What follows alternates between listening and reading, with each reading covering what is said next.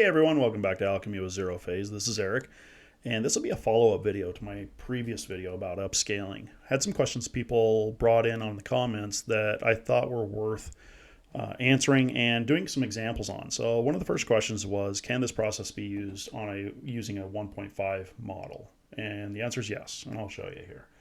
And we're going to actually do two things at once here. Another question was, what would be the process for taking an existing photograph and something that you don't have a seed for, and doing an upscale on that, keeping the details and adding more details to it.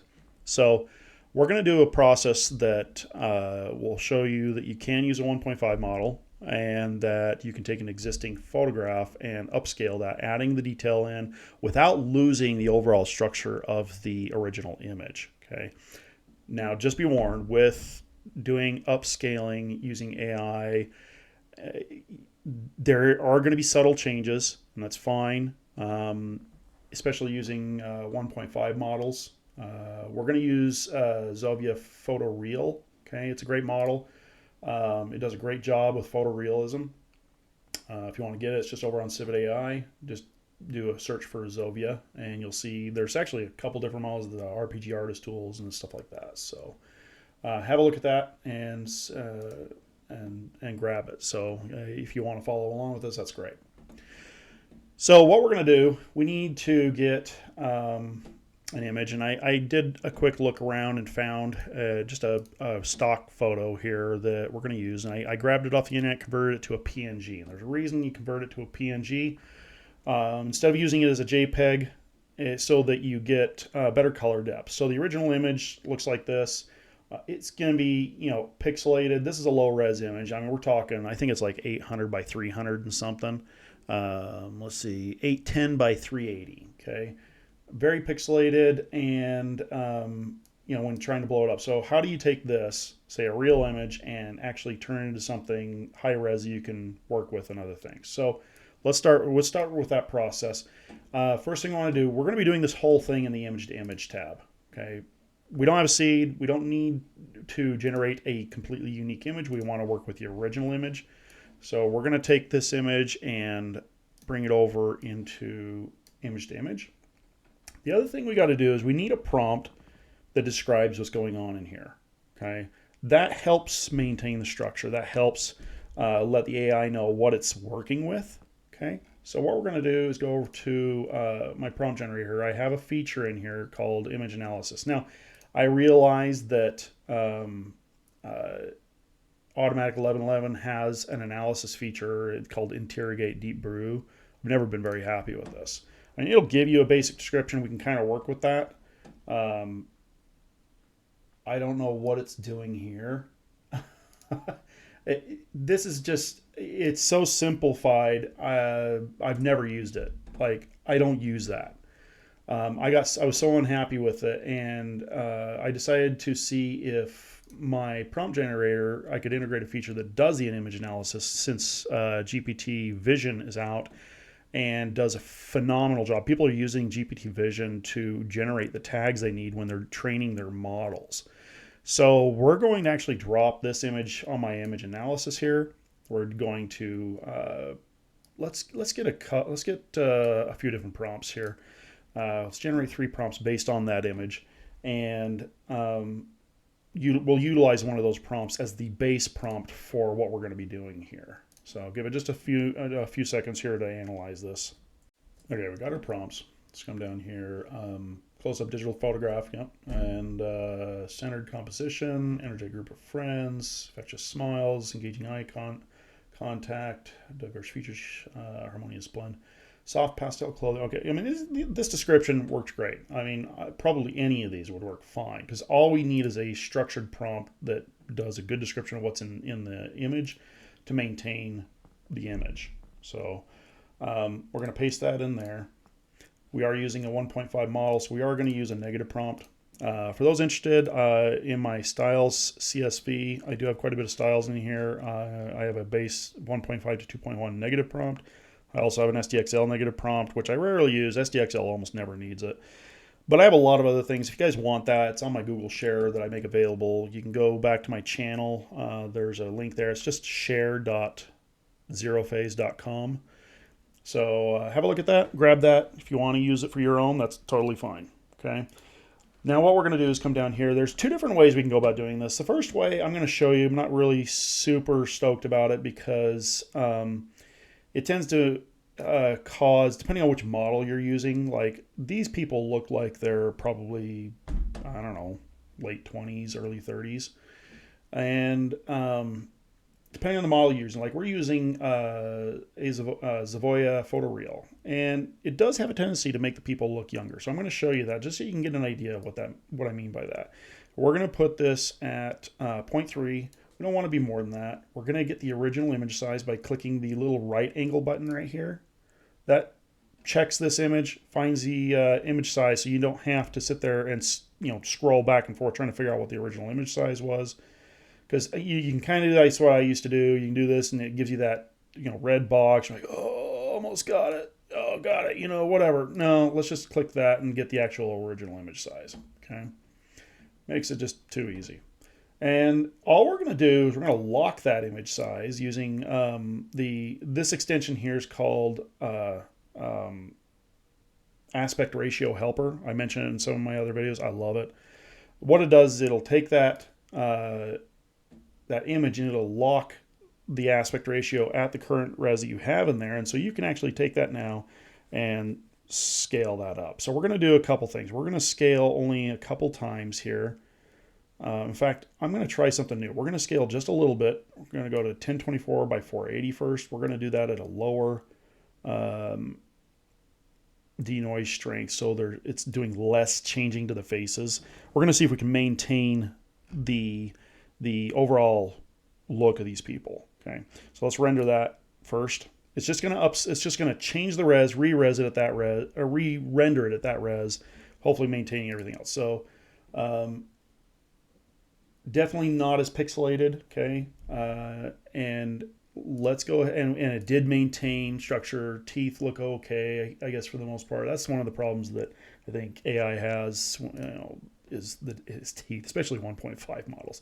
Okay, now that we got that, we're going to send that over to, okay, we see a little bit of change, so it did improve it a little bit. We're going to do the same thing, but we're going to just bring this up to, let's say, 1280 by 600. And we're going to leave the denoise strength at 0.2 because, again, we're trying to maintain their age without making them look like they're teenagers. Re-render that out.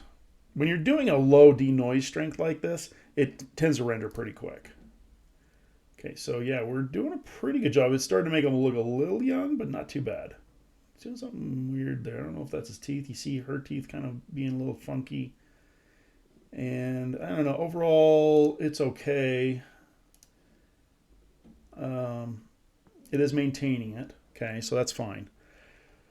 And again, we're going to stage it up again. So we're going to send this over, and then let's bring this up to 15, maybe 1536 by 720. Let's keep it at 0.2. Again, re-render that. Again, it shouldn't take very long. Yes, we're working at a higher res, but it still shouldn't take very long. Okay. All right. So they are starting to look a little younger, but it is maintaining the overall facial structure. So let's bring up the other image, the original here, and kind of see. Yeah, I mean, overall it is maintaining it. Obviously, things are looking a little younger, okay, but it looks pretty good. He's lost his crow's feet around the corner of his eyes, and some of the wrinkles got smoothed out.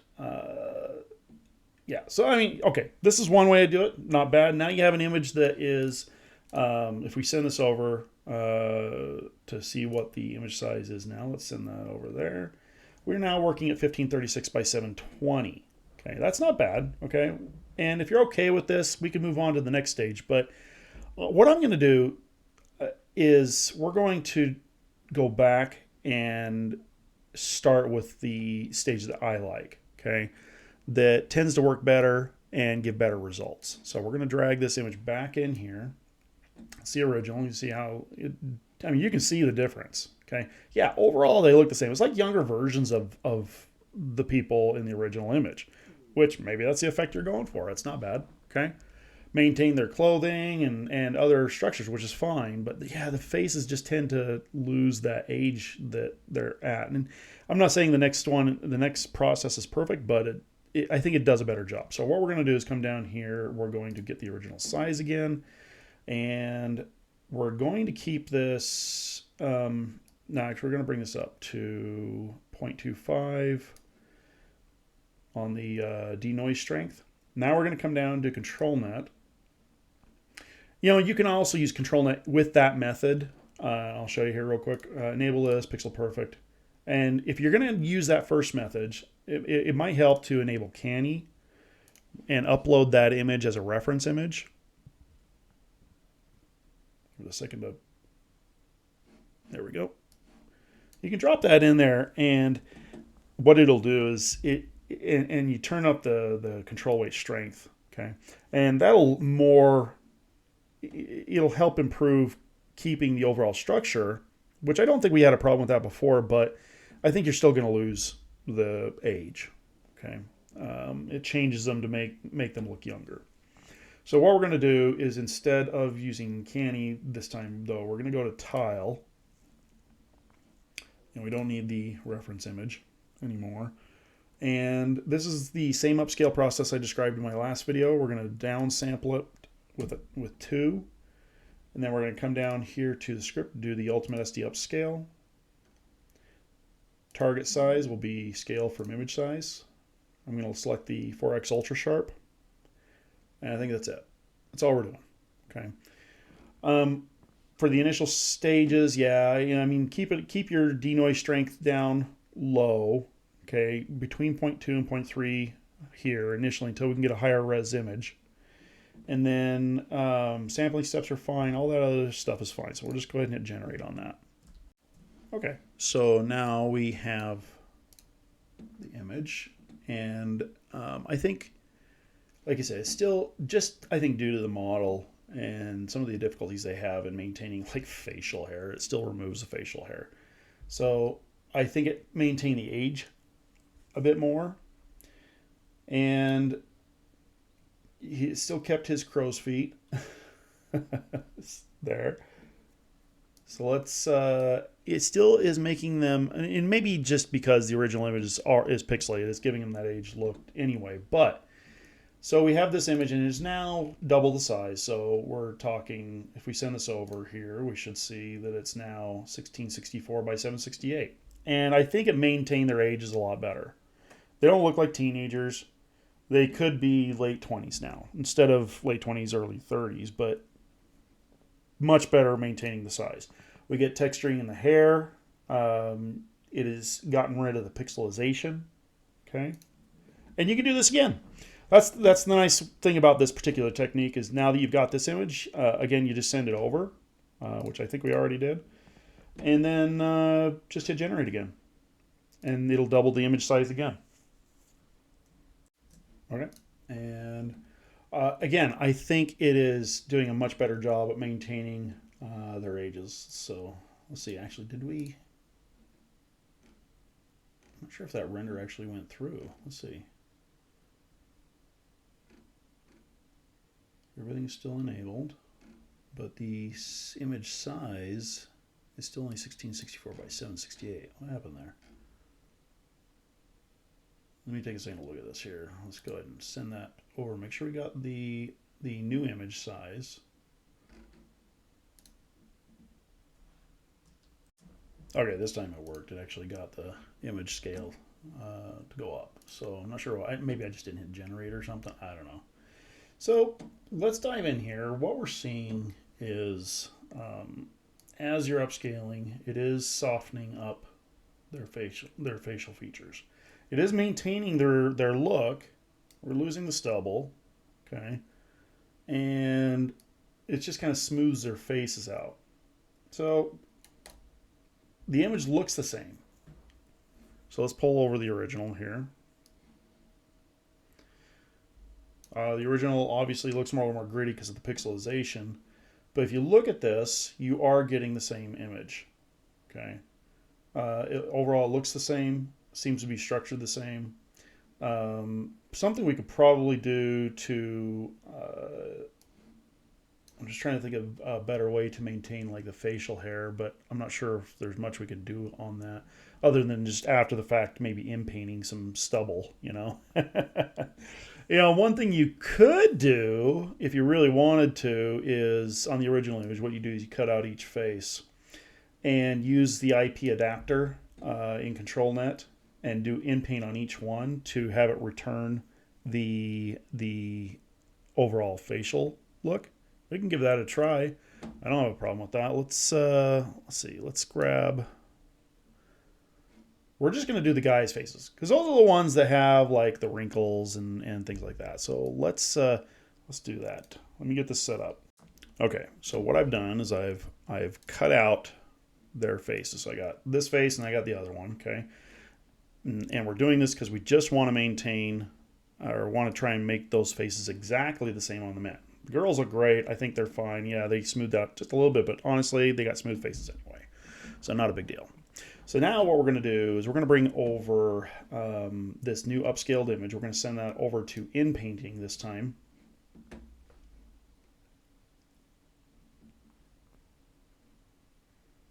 Give it a second to drop that in there if it will. Here, let's see. There we go.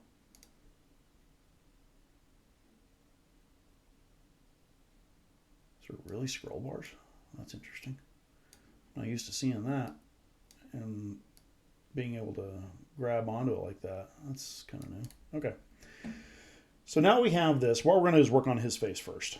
So I know these are a little small, but you have your tools up here to do this. You also can use this to scale in, which is what we're going to do. We're going to just select this guy's face and hair to kind of come out a little bit. Now, I believe the IP adapter that we're going to be using only works with SDXL, but let's go down here and take a look. Okay, so I'm going to bring the denoise strength up to right around 0.6, and we're going to select, I don't know what this instant ID is. I may look at that later, but we're going to try IP adapter. And yeah, it looks like they have an SD 1.5 model. We're going to turn this down to 1 just to start off with, okay, because we want to try and get the exact face while it's at that res. And then because we're doing in painting, we're going to do only masked. We're going to change this to a 1x1, and we're still using a 1.5 model, so we're going to do Atmos 768. If we can get it here, there we go. Okay. But we're also going to switch this over to an in-painting model. And this Zavoya photoreal does have one. We're just going to come up here. It's right here, a Zavoya V2 in-painting with VAE. Shouldn't have to worry about changing this since it's on automatic. You'll just see that there's no VAE. It's already baked in anyway, so we don't have to worry about that. Okay, so we've got that face. We got the IP adapter set up. Oh, we need the reference image. Let's throw that in there. Okay. Uh-oh. Looks like I screenshotted it with the cursor. So let's go back. Give me just a second. Okay, that's better. Let's drop that one in there. There we go. Okay. I don't know if the cursor would cause a problem, but it might because it's right over his face. And I think that's it. So we've enabled that, upload the reference image, got all the settings there set up right. We want to disable the Ultimate SD upscaler. We're not upscaling right now. Okay.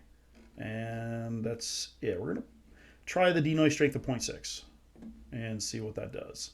Sampling steps, it's good to have it up a little high so that it blends the edges a little bit better. We're going to turn this up to 8 on the mask blur.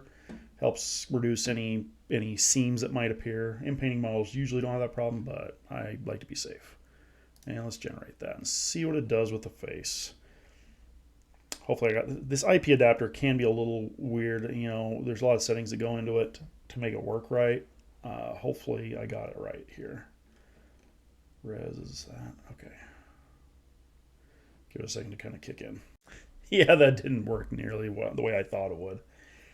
I don't know. It's like I was trying to use the IP adapter yesterday, and I'm not sure why I could not get it working. Let me take a second to try some things. Okay, I'm going to be honest with you. I am not sure why the IP adapter is not working the way I would. I've used it before. I even did a tutorial a little while ago, and it worked great. I'm doing something wrong. It's been a while since I've used it, so I'm not going to worry about that right now. What we are going to do is we can basically. I even tried shifting models over to a different photoreal 1.5 model. It says 2.0, but it's a 1.5 model. So what we're going to try doing instead is we're going to go back to the Zoe photoreal. Oops. We want the in painting one though. And instead of trying to do that, we're just going to try reintroducing the what do you call it? The facial hair a little bit. Okay. This is just kind of extra bonus. I mean, I've already shown you kind of the technique to upscale while maintaining the original image for the most part.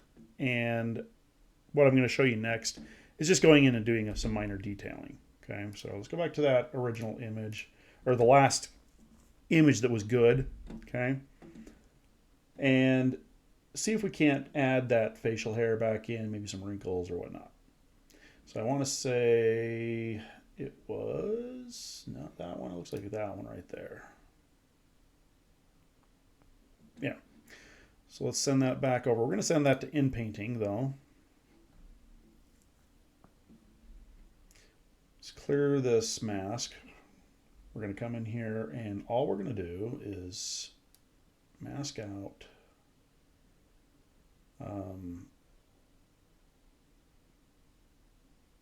this area here because I want to kind of just reintroduce some of that masculinity. I don't know how else to put it. So we're going to come in here. We're just going to do a description of masculine face, stubble,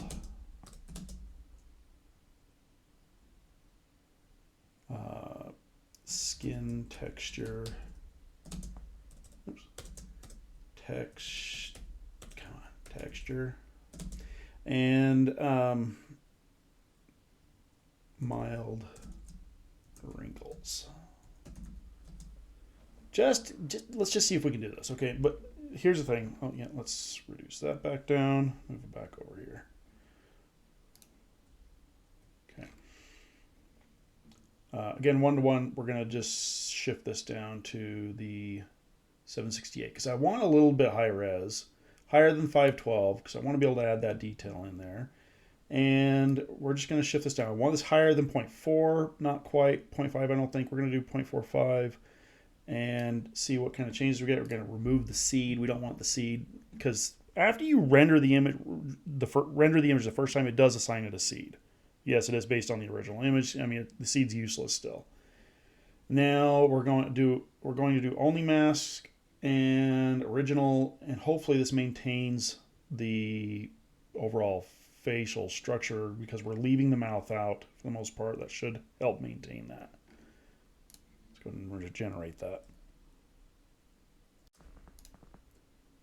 Yeah, I think it did pretty good. It got those there, got those there. The original, let's go back to the original here.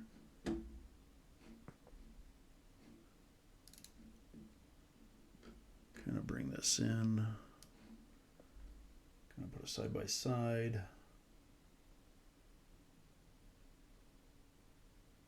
Just kind of looking at that. I mean, we did get some of it back. I'm wondering if we might be able to get more if we come down here. Let's go to, we're doing 0.45. I don't know if we need to really do more than that. So I'm not sure if we can take it beyond this other than try re-rendering a few more times. These 1.5 models are, I mean, getting that intricate detailed facial hair and stuff like that, I think they're tending to be a little smooth. Even the photoreal ones, unless you get up to the higher upscaling. But I don't know. Let's just try doing a slightly higher. Try 0.5. Yeah, no, that's too much change. As you can see, it's just not the same. Not getting the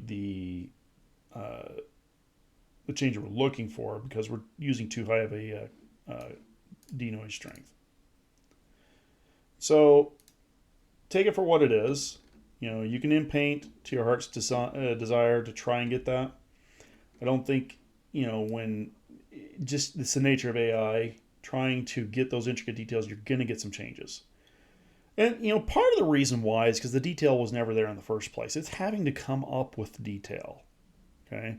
And so you're kind of leaving it to the imagination of the AI. But I think the original upscale process I showed you using ControlNet and the using tile, and just gradually upscale it, starting from the original size. Just, you know, you can double it, whatever. Use a low denoise strength down like 0.2 to 0.25, and as you upscale, it'll maintain the overall picture structure and add that detailing, getting rid of like pixelization artifacts, that kind of thing. So I hope this was educational, at least showing a process that you can do this with, and with the 1.5 model. I really think that you should be moving on to the Stable Diffusion SDXL models. They're infinitely better.